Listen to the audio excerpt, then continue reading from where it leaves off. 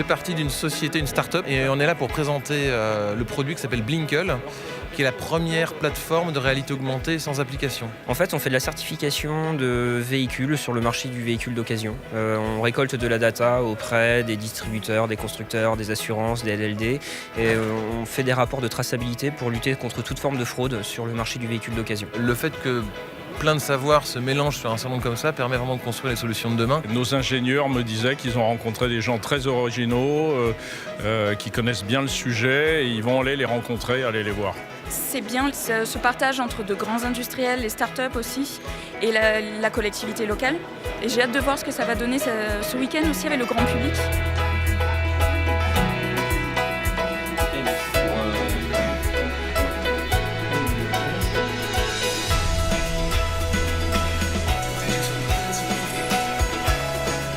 Si vous avez plein de capteurs dans votre ville pour connaître ce qui s'y passe, l'IA va pouvoir par apprentissage créer un modèle, on va dire, de cette ville et agir sur les différents actuateurs, comme on dit, pour fluidifier, optimiser, enfin en tout cas obtenir ce que vous souhaitez obtenir. I'm going to speak in English, so I hope everyone doesn't leave. Également ce paradoxe en fait de l'utilisation de véhicules personnels aujourd'hui. Finalement, de manière très transversale, toute une politique d'expérimentation à Rennes, qui est aussi un modèle du genre. C'est-à-dire qu'on a le droit de se tromper, et on a même peut-être le devoir de se tromper, de tâtonner, et de mettre autour de la table des grands groupes de transport, Transdev, SNCF, des startups, des JO Trouve Tout, pour essayer des choses. Et je crois que cet événement est finalement la concrétisation de cette méthode que vous avez ici à Rennes.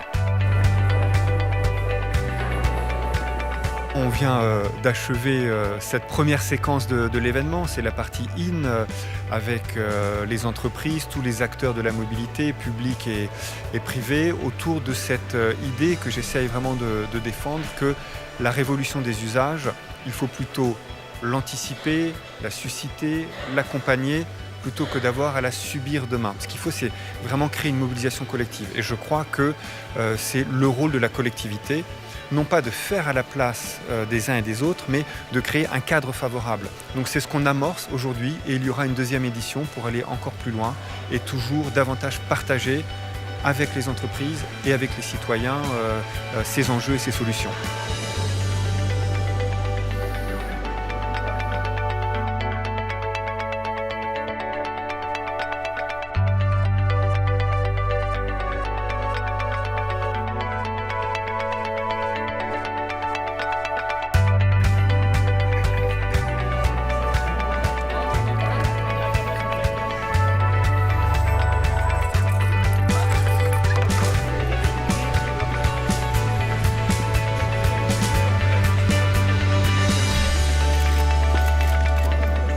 Je crois que je vais déjà me convertir dans moins de 10 ans à la trottinette électrique parce que j'ai fait quelques essais à la Maison du Vélo et j'ai trouvé que c'était plutôt performant et séduisant. Là, je sors d'une navette électrique autonome et je me dis que ça peut être un moyen très sympathique.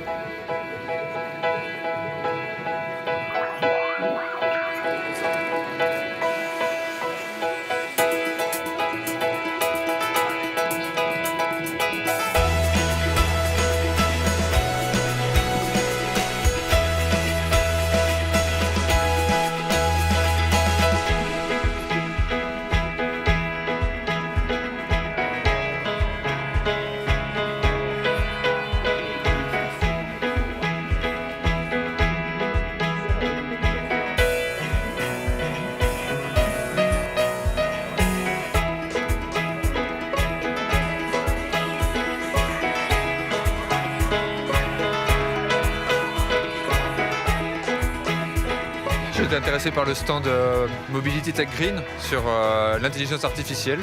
La batterie hydrogène, je trouve que c'est une chose qui devrait être développée. On apprend les trucs sur les objets connectés, tous les nouveaux moyens de déplacement qu'on peut avoir en ville et tout. Il y a des choses qui seraient possibles mais dans un avenir plus lointain.